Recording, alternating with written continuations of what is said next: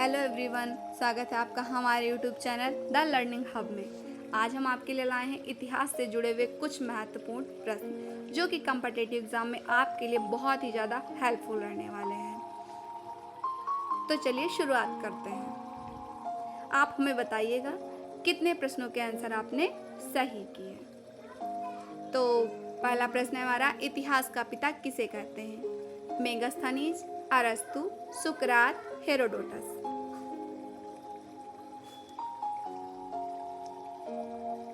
Answer है option number D, Herodotus. अगला प्रश्न है, निम्न में से तिथियों के साथ प्रयुक्त होने वाला बीसी किसका संक्षिप्त रूप है? British council, booking clerk, British Columbia, before Christ.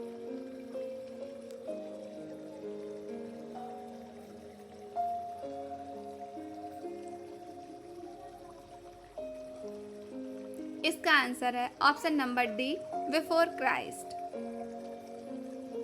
अगला प्रश्न है, द हिस्ट्रीज के रचनाकार का नाम क्या है? Megasthenes, Pliny, Plutarch, Herodotus. The histories के रचनाकार का नाम आपको बताना है।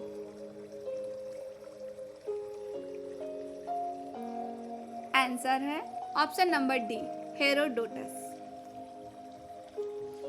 अगला प्रश्न है, आधुनिक मानव का वैज्ञानिक नाम क्या है?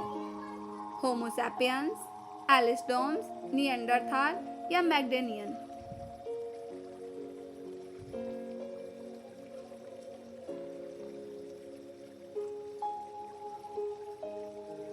इसका आंसर है option number A, Homo sapiens.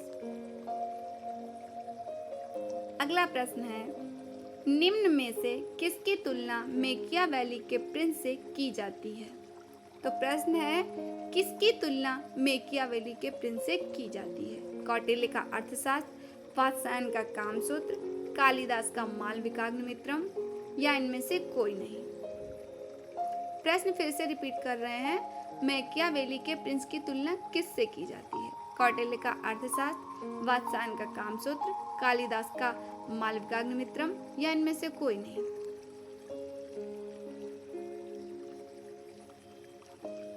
इसका आंसर है ऑप्शन नंबर ए, कौटिल्य का अर्थशास्त्र। अगला प्रश्न है, जातक धर्म ग्रंथ किस धर्म से संबंधित है? बौद्ध, वैष्णव, जैन, शैव।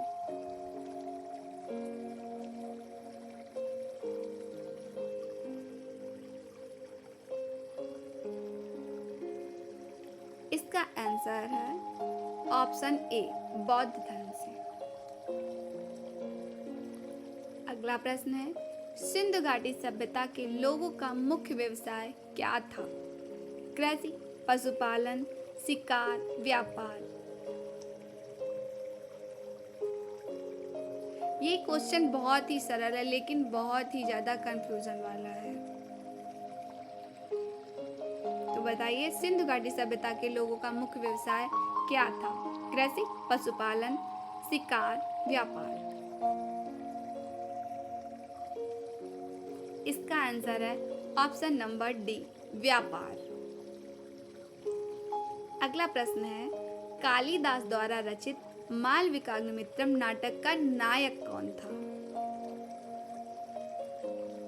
कभी कभी पूछा जाता है कि मालविकाग्निमित्रम नाटक किसका है, तो ध्यान रखिएगा ये कालिदास का नाटक है, लेकिन इस प्रश्न में आपको नायक बताना है कि इस नाटक का नायक कौन था?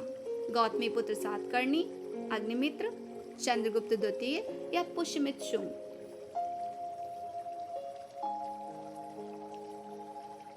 इसका आंसर है ऑप्शन नंबर बी, अग्निमित्र। अगला प्रश्न है, भारत में सर्वप्रथम किस क्षेत्र में मनुष्य संबंधी पुरातात्विक प्रमाण मिले थे? बोलन घाटी, नर्मदा घाटी, बेलन घाटी, सोहन घाटी। प्रश्न फिर से रिपीट कर रहे हैं, भारत में सर्वप्रथम किस क्षेत्र में मनुष्य संबंधी पुरातात्विक प्रमाण मिले थे? बोलन घाटी, नर्मदा घाटी, बेलन घाटी, सोहन घाटी।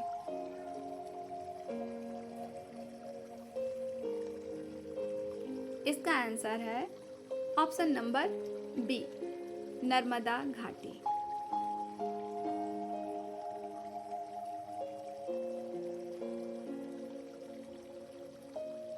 अगला प्रश्न है, बौद्ध चरितम महाकाव्य किसने लिखा था? अश्वघोष, नागार्जुन, हेमचंद, गौतम बुद्ध।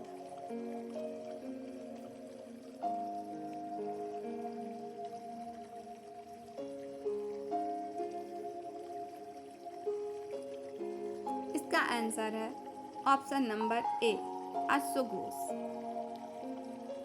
अगला प्रश्न है, भारत का शेक्सपियर किसे कहा जाता है? विष्णु शर्मा, पाणिनि, कालिदास, भारत। भारत का शेक्सपियर किसे कहते हैं?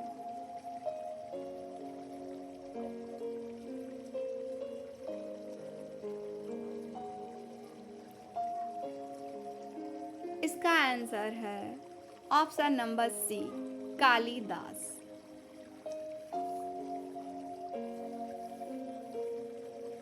अगला प्रश्न देखते हैं, अमरी जो हड़प्पा सभ्यता का प्रमुख स्थल है किस प्रांत में स्थित है?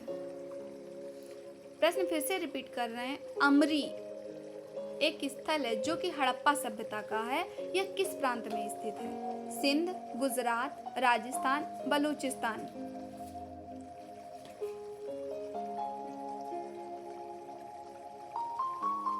इसका आंसर है ऑप्शन नंबर ए, सिंध, जो कि पाकिस्तान में है।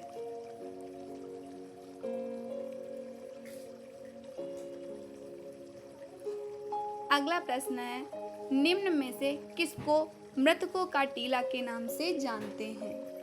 हड़प्पा, मोहनजोदड़ो, कालीबंगा, बनमाली।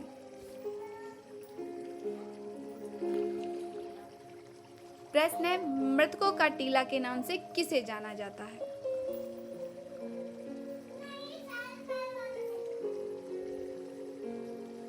इसका आंसर है ऑप्शन नंबर बी, मोहनजोदड़ो। अब अगला प्रश्न है, दिल्ली का लाल किला किसने बनवाया? अकबर, शाहजहां, जहांगीर, शेरशाह।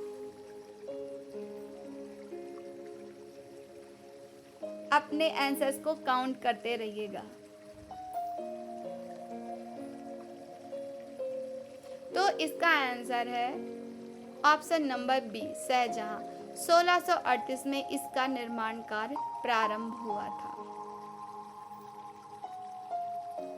अब अगला प्रश्न है, पटना शहर का पुराना नाम क्या था? बिहार की राजधानी पटना, उसका पुराना नाम क्या था? पाटलिपुत्र, कन्नौज, कौशाम्बी, कपिलवस्तु।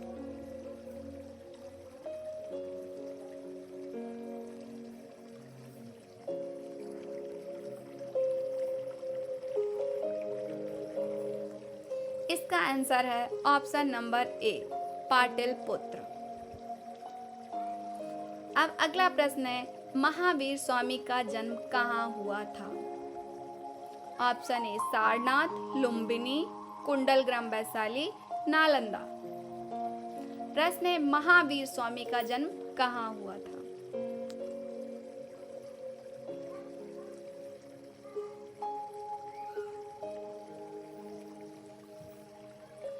आंसर है ऑप्शन नंबर सी, कुंडलग्राम वैशाली में।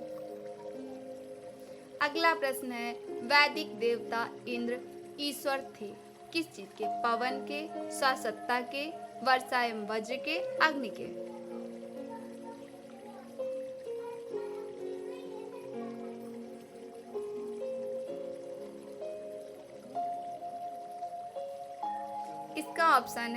इसका आंसर है ऑप्शन नंबर सी, वर्षा एवं वज्र के। अगला प्रश्न है, कागज का भारत में आगमन किस सदी में हुआ था? 12वीं सदी, 13वीं सदी, 14वीं सदी या 15वीं सदी? कागज का भारत में आगमन किस सदी में हुआ था?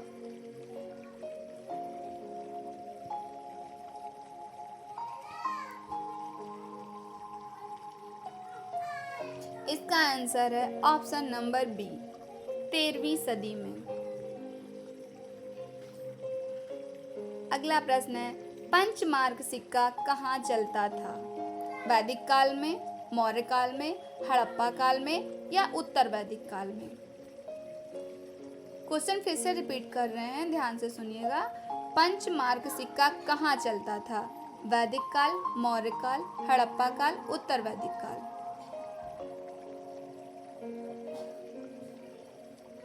आंसर है ऑप्शन नंबर बी, मौर्य काल। अगला प्रश्न है, मेगास्थनीज किसके शासनकाल में भारत आया था?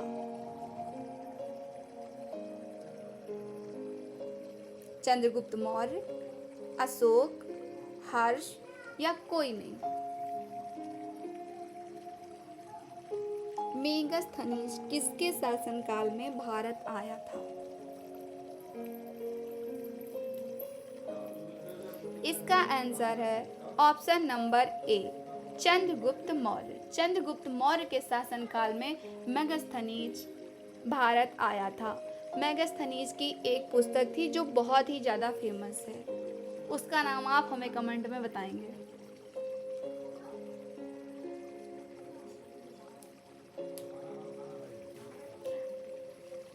अगला प्रश्न है, अशोक किस वंश से संबंधित है? मुगल वंश, गुप्त वंश, मौर्य वंश या इनमें से कोई नहीं? प्रश्न फिर से रिपीट कर रहे हैं, अशोक किस वंश से संबंधित है? मुगल वंश, गुप्त वंश, मौर्य वंश या इनमें से कोई नहीं?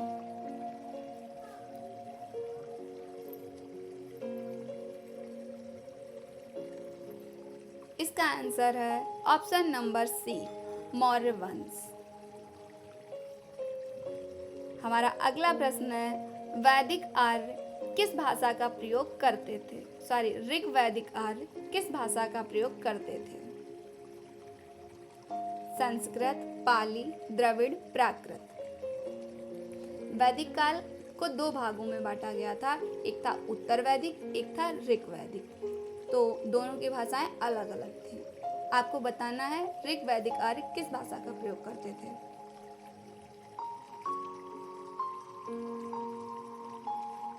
इसका आंसर है ऑप्शन नंबर ए, संस्कृत भाषा का। अगला प्रश्न है, निम्न में से कौन सी इमारत सबसे प्राचीन है? अजंता की गुफाएं, ताजमहल, कुतुब मीनार, खजुराहो? प्रश्न हम फिर से रिपीट कर रहे हैं, कौन सी इमारत सबसे प्राचीन है? अजंता की गुफाएं, ताजमहल, कुतुब मीनार, खजुराहो?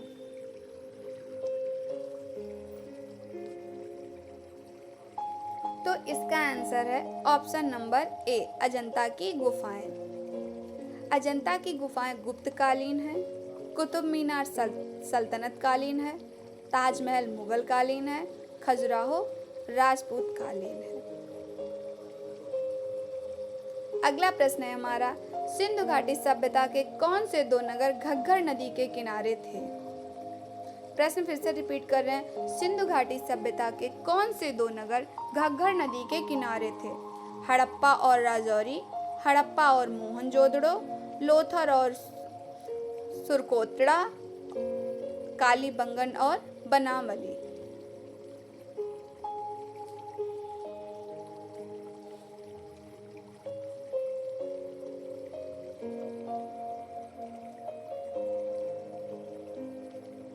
इसका आंसर है ऑप्शन नंबर डी, कालीबंगन और बनामली। अगला प्रश्न है, कनिष्क के शासन काल में कौन सी बौद्ध संगति का आयोजन किया गया था?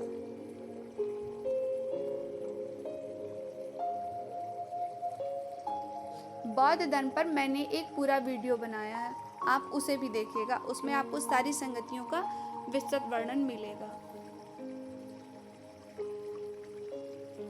तो प्रश्न है, कनिष्क के शासनकाल में कौन सी बौद्ध संगति का आयोजन किया गया था? प्रथम बौद्ध संगति, द्वितीय बौद्ध संगति, तृतीय बौद्ध संगति या चतुर्थ बौद्ध संगति?